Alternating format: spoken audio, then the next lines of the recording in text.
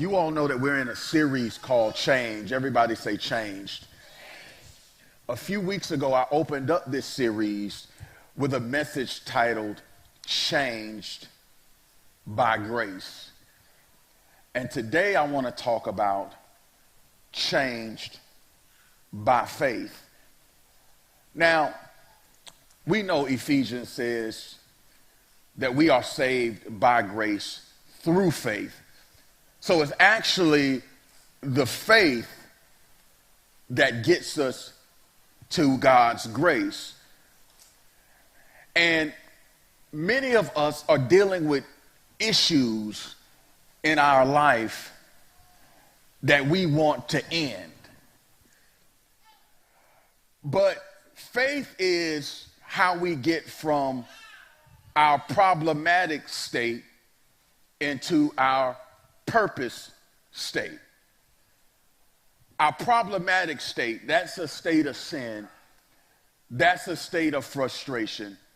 That's a state of lack. That's a state of doubt. That's a state of fear. That's a state of low self-esteem. That's a state of brokenness.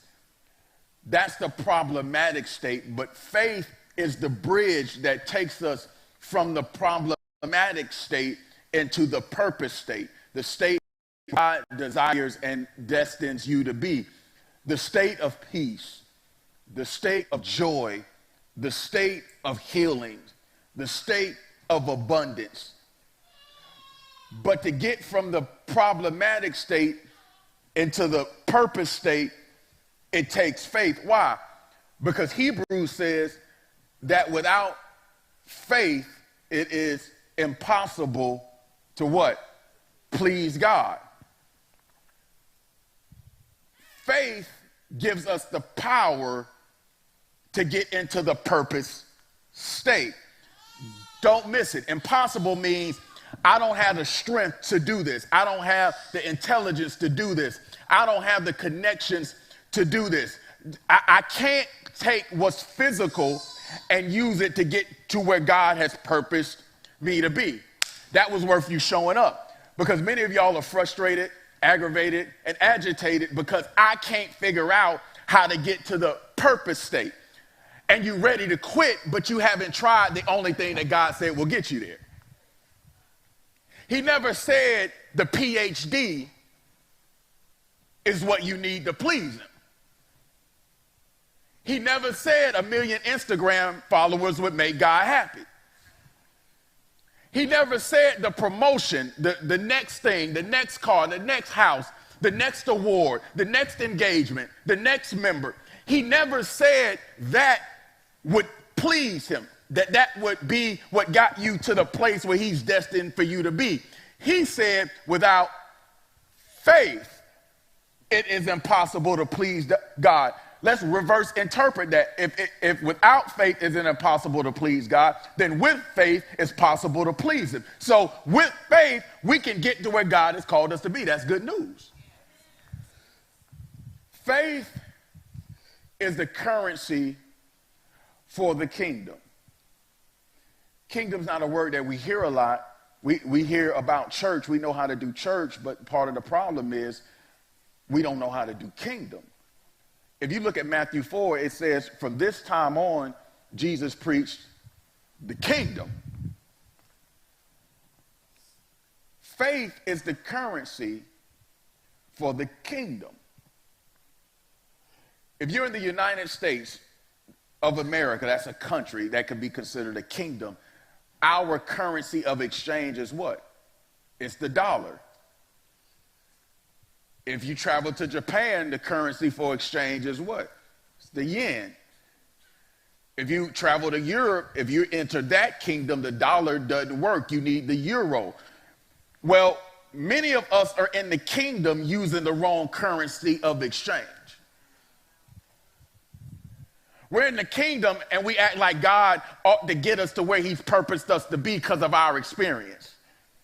We think that we ought to be able to get to where God has called us to be because we're hard workers. We think that God is supposed to get us to where he's called us to be. But guess what? He said that the currency is faith. So you can be smart and have no faith and you won't get there. You can be popular and charismatic and have no faith and not get there. God has positioned all of us in a place to where he wants us to exercise faith. So the question this morning is, where are we? Not in our finances, not in our career, not in our intelligence, not in our education, but where are we in our faith? Here it is. Mark 5:25. A woman in the crowd had suffered for how many years? 12 years with constant bleeding. This woman, another translation said, has an issue of blood. She was dealing with a perpetual menstrual period of her life. For 12 years, she was hemorrhaging blood from her body. And she had suffered a great deal for many years. It would take me 2 hours to deal with that. But I want to pause here parenthetically and say, have you ever gotten worse by going to the person that you thought would heal you? That's good right there. Listen, John would never let me preach again if I really dealt with that, okay? Because we'd be in here to 2:30. But sometimes what you think is going to help hurts. Let me keep going. She had suffered a great deal for many doctors, and over the years she had spent everything she had to pay them, but she had gotten no better. In fact, she had gotten worse. Let's talk about the extent of her issue. She was relationally restricted because, according to the Levitical law, she could not be in public during her season of bleeding. So she had the lack of community. Not only was she relationally restricted, she was also romantically restricted because nobody would want to be in a relationship with a person that they couldn't be around. So not only was she relationally restricted, she was romantically restricted. Not only was she romantically restricted, she was religiously restricted, because when you were in that menstrual cycle, according to the Levitical law, you could not enter the temple for worship. So she was religiously restricted, she was romantically restricted, she was relationally restricted, and she was financially restricted. She had spent all her money. She was broke, busted, disgusted. She had nothing. And for 12 years, she was in this problematic state. Now, let's just keep it real. How many times have we been in a position and we felt like God was taking too long? Let me try this side. I guess the holy people sitting over there. Have you ever been in a position to where you were asking God for healing or help, and it felt like your prayers were hitting the ceiling? Some of us were given some bad theology. That's why you didn't want to admit how you were feeling, because you were taught, you can finish the sentence, baby, you never question.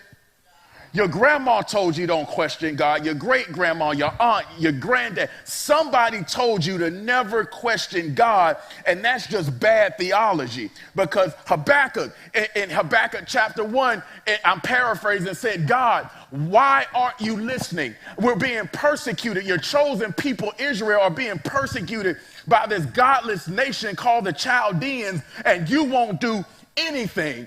Let's talk about Abram. When he was bargaining for the lives of those in Sodom and Gomorrah, trying to protect his nephew Lot from the impending doom, he asked God, God, won't the God of heavens do what is right? In other words, you're having this cosmic conversation with me, and I'm second guessing your character right now. That didn't move you. What about Jesus when he was on his cross dying for our sins? He looked up, being 100% God and 100% man. He said, my God, why have you forsaken me? That sounds like a question to me. And if God and if Jesus on the cross could question God, don't tell me when I'm on the cross, I can't question him either. Let's keep it real. You read this and you're like, for 12 years? Before I preach, I often pray, God, I don't want to preach a message. Will you make me a part of it?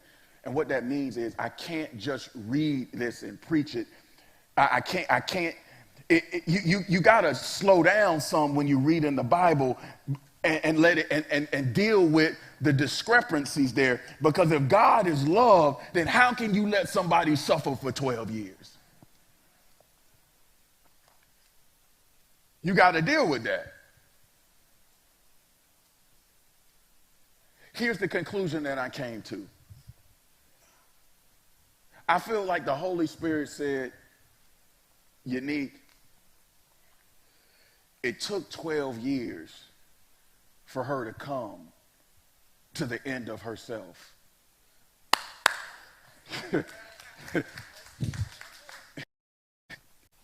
Unique, it takes long because you still got too much money to come to me. Unique, you keep going to get another degree when all you should have done was pray, and you could have got the answer in a day, and you went and got another degree, and it took you 3 years, and it still wasn't the answer.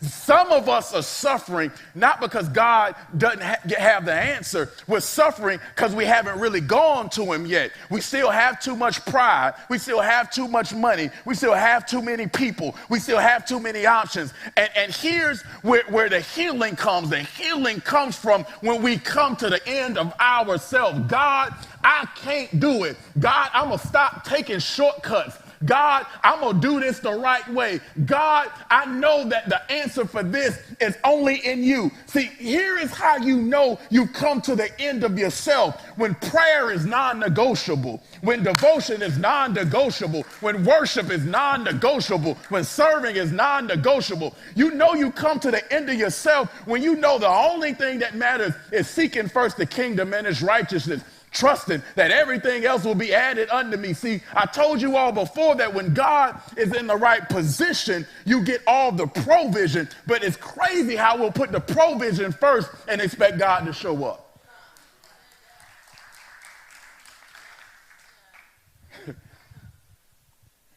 She must have been balling out of control because she had enough money to go to all those doctors for 12 years. God had to bleed that bank account.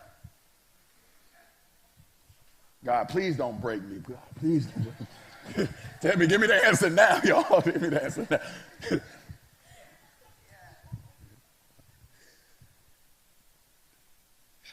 Sometimes we have to realize we don't have the resource for the breakthrough, but God does. Let's talk about the attitude in her issue. We know about the extent of her issue. She had heard about Jesus, verse 27 said. So she came up behind him through the crowd and touched his robe. For she thought to herself, if I can just touch his robe, I will be healed. That's good. She's romantically restricted, relationally, religiously, financially restricted. But she started to think different. See, the devil wants you to stay in that fear state. He wants you to stay in that doubt state. He wants you to look at what's going on around you versus looking at the power that's within you. See, despite her situation, she started saying something different to herself.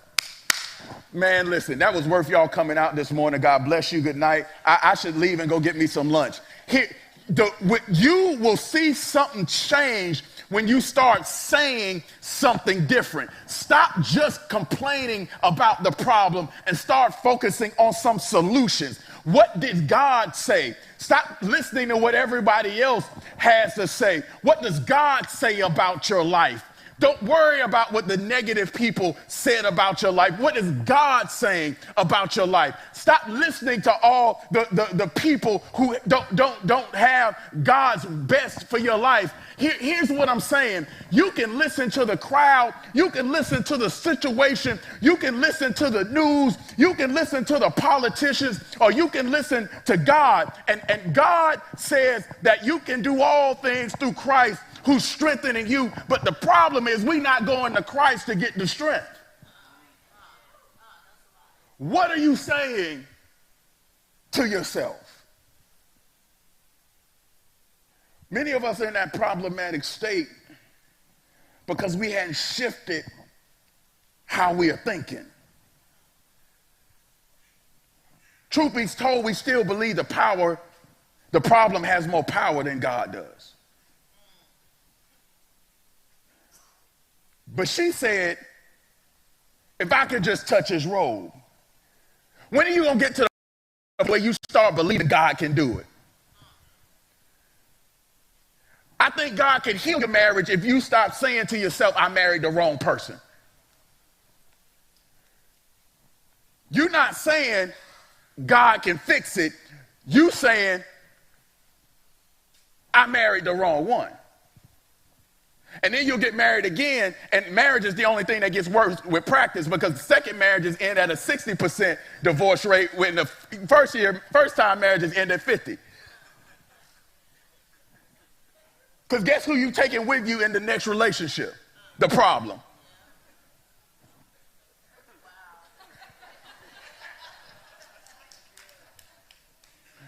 Because until we fix ourselves, until we get connected with Christ, and until we're able to start saying things different, we'll never attack problems with the right attitude. She's in the middle of a problem, and she's saying, if I can just get to Jesus.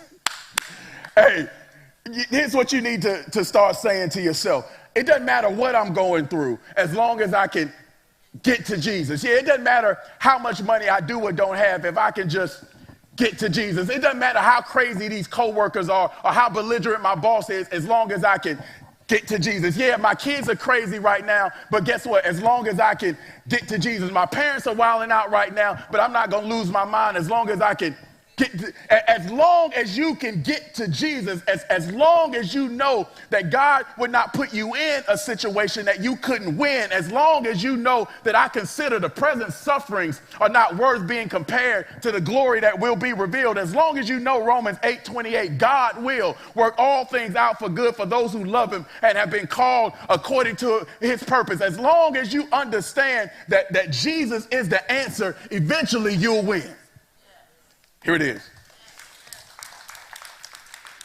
She came up through the crowd. You know what God is looking for? Lean up, lean up. He's not looking for perfect people. He's looking for persistent ones. There's nobody perfect on the planet. The only perfect person that walked the planet was Jesus. For all have sinned and fallen short of the glory of God. Perfection isn't possible, but persistence is. A righteous man falls 7 times, but he gets back up. Here's the thing. Are you willing to push through the crowd? Are you willing to push through the doubt? Are you willing to push through the fear? Are you willing to push through the emotional turmoil? Are you willing to push through to get to God? She had to go through the crowd. Remember, she was not even supposed to be in public. But she says to herself that if I could just get to his robe, and so if I gotta break a rule to get to his robe, if I gotta ignore the crowd to get to what God has called me to, if I gotta do something to get to his robe, then I just gotta do what I gotta do. I just gotta get close. She thought to herself, what are you saying to yourself? Because what's in your head leads to what's in your hand. Head, that's your thought. Hand, that's your actions. So she pushes through the crowd, that's action. But she would have never taken action if it wasn't for what was in her head first. What are you saying to yourself in the morning when you get up? What are you saying to yourself at night when you go to bed? Some of us aren't taking action. We're not doing the right things with our hand, but because of what's in our head. Albert Einstein said, it's one of my favorite quotes from him. He says, you can't solve a problem on the same level it was created. You can't solve a problem on the same level it was created. What that means is you can't fix flesh with flesh. That's why you're frustrated, because you're meeting flesh with flesh. What he said was biblical. That's why Jesus says, pray for those that persecute you. Don't cuss out somebody that's persecuting you. That's flesh with flesh. He said, you got to love those that hate you. Don't return hate to your haters. That's flesh with flesh. Paul said, be ye renewed by the be ye transformed by the renewing of your mind, and then you will see God's good, pleasing, and perfect will. In other words, if you want to level up, then you got to attack the problem with a higher level of thinking. Most of us are still in flesh mode. We're trying to fix financial problems with financial answers. We're trying to fix marital problems with another marital counselor. Nothing wrong with counseling, but don't go to counseling if you're not going to go to Christ as well. We're trying to fix physical problems with physical solutions. And God says you don't fix physical problems with physical solutions. You fix physical problems with spiritual solutions, because you can't solve a problem on the level it was created. If it was created in the flesh, it can only be fixed in the spirit. That's a higher level of thinking. Doctors were flesh. Jesus was spirit. That's why we are saved by grace through faith, not by works, so that no man should boast. Because if we can't fix a sin problem with some physical like work. Oh, that's so, listen, y'all being a tough crowd this morning, but I'm gonna keep giving it to you anyway. Here it is. She knew she had to change her thinking. After y'all get through singing, after you get through with your church service, let me tell you what'll bless you. Do some thinking. Many of us, this hour is our only time of worship. There's no thinking afterwards.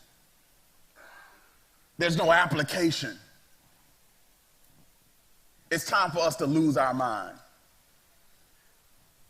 It's time for us to take our way of thinking and exchange it for God's way of thinking. Here it is. So she pushes her way through the crowd. The action came from the thought.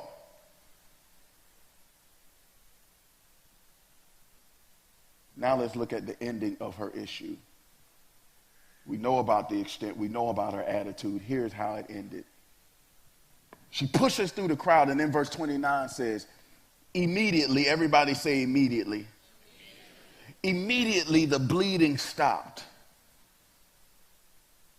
Isn't it crazy how she suffered under the hands of the doctors for 12 years, but when she touched Jesus, oh my goodness, immediately. Here's what faith can do. Faith can take you further, faster. That thing you've been struggling with, give it to Jesus, and you can see something happen. Jesus realized at once that the healing power had gone out from him. So he turned around in the crowd and asked, hey, who touched my robe? His disciples said to him, look at this crowd pressing you. How can you ask who touched me? Jesus, that's a dumb question.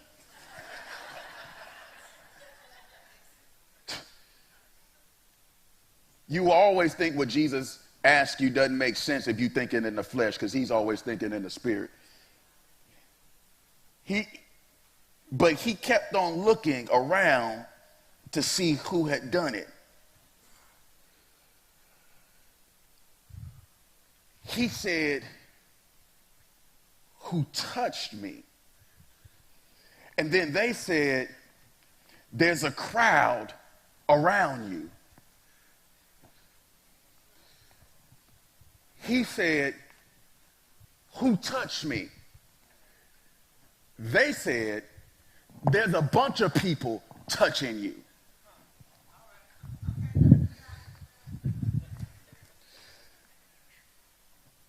They said,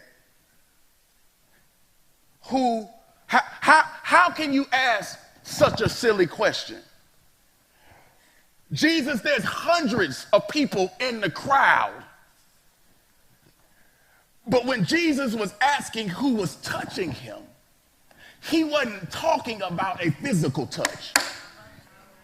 What he was saying was, I'm not talking about the crowd, the people who are here for the wrong reasons, the people who are here just to be nosy, people who are here for another fish fry for free.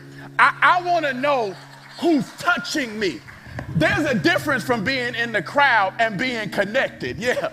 I want to know how many of us this morning are in the crowd or who's connected. I want to know who really is expecting their situation to be healed. I want to know who comes to Quest with intentionality. I'm not here for the free coffee. I'm not here for the free worship service. I'm here because I don't want to be considered a part of the crowd. I'm here with faith, and I want to get connected. There's a difference between pressing and getting God's power. There was a bunch of people pressing, but there was only one person that received the power. The difference from pressing and power is faith. When we come close to God, we need to come with faith. God, I believe you can fix this. God, I believe for this. God, I believe you can turn this pain into purpose, and it ain't gonna take you that long, because once I give you my issue, it will immediately begin to be healed.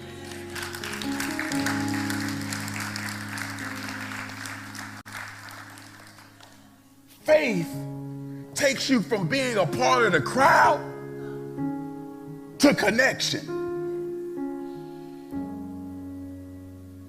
Then the frightened woman, trembling at the realization of what had happened to her, came and fell to her knees in front of him and told him what she had done. And he said to her, daughter, Your faith has made you well. Go in peace. Your suffering. Whew. If that don't make you tear up, when you heal, don't hide. Jesus said, who touched me? Because I want to use you as an example. That's why y'all got to get out the pews and start working and start serving, because somebody needs to know you've been healed. Somebody needs to know how God performed a miracle in your marriage. Somebody needs to know how God took you from broke to balling. Somebody needs to know how you went from promiscuous to pure. Somebody needs to know your testimony. So here's some advice. When you are healed, don't hide. Jesus is calling us out. When you're healed, don't hide. She was hiding, afraid, and God said, no, I need you to be a testimony to all these people who are just in the crowd. I need you to tell them your story on how you got connected. I need you to let them know how you changed your attitude. I need you to let them know how you took action. I need you to let them know how you placed your faith in me. And this story is simply emblematic of the salvation process, because whether you knew it or not, you all and I and myself have all suffered with an issue of blood. Let me help you. We all have a sin issue. That is an issue of blood. Blood is life. We all have lived a sinful life, and when we put our faith in Jesus, he looked at us and said, your affliction has ended.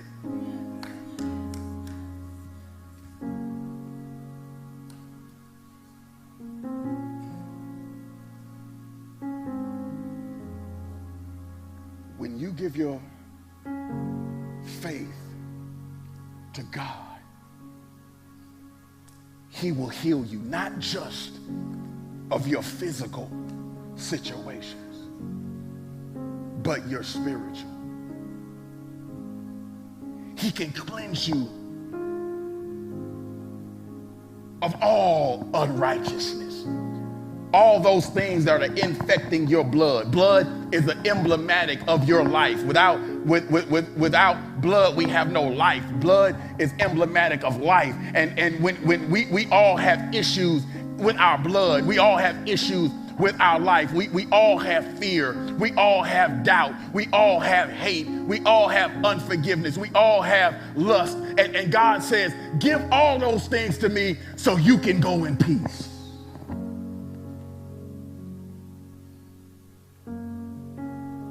So that's the challenge. Have you given your life to Christ? Where is your faith?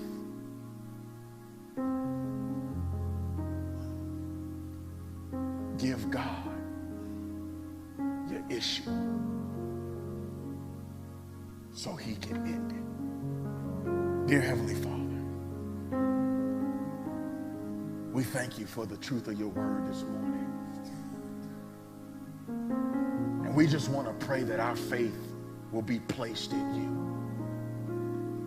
for salvation, for restoration. We know we can't get to the place that you purposed for us to be. We can't be changed until we place our faith in you. So I want to pray for everyone underneath the sound of my voice, in person and online, that faith will be placed in you today, and that you will begin the transformation process of taking us from our problematic state of sin to our purpose state of salvation and sanctification.